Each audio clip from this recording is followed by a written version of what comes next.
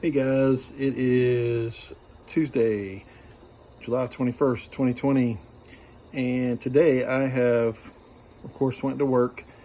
But early this morning, I went and to my Aunt Dolly Branham's house and picked figs. Tonight, my wife and kids went to Miss Moak's house and picked figs.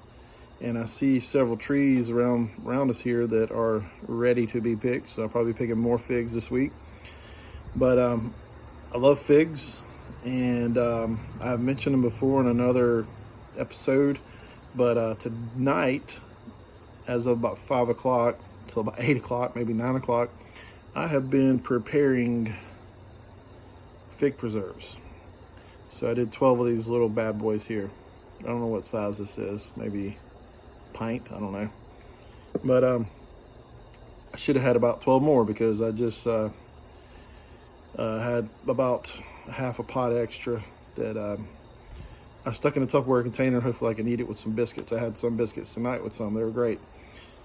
But anyway, I was just thinking about figs again. I've been thinking about them all day. And I was curious as to how many verses there were in the Bible, because I know the Bible mentions it a lot.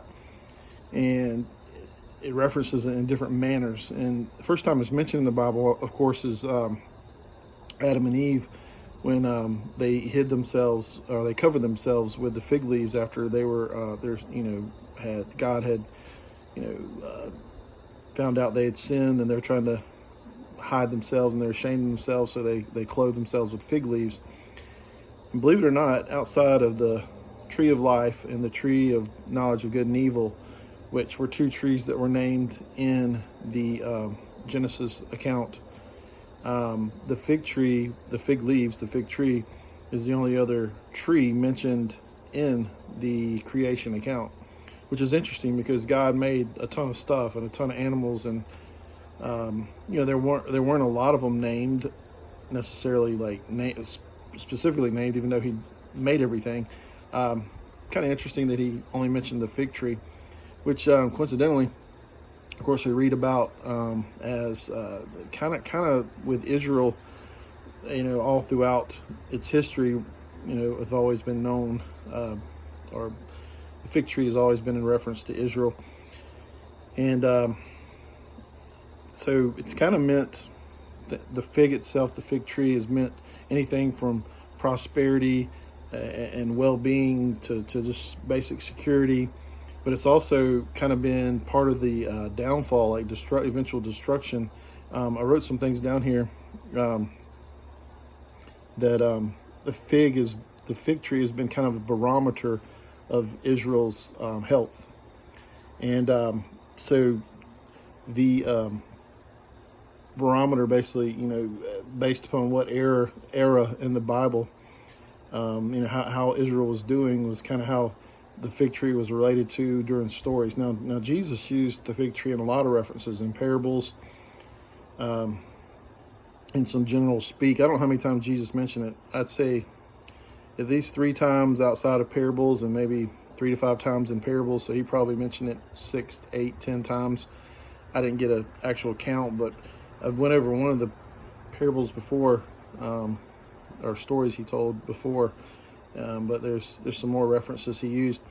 And obviously this is talked about a lot because the figs are a vital part, I'm not going to say someone's diet, but Israel has a ton of fig trees, and they make money off fig trees. You can dehydrate them, sell them, but it's also a good snack. I'm sure they preserve them like I did.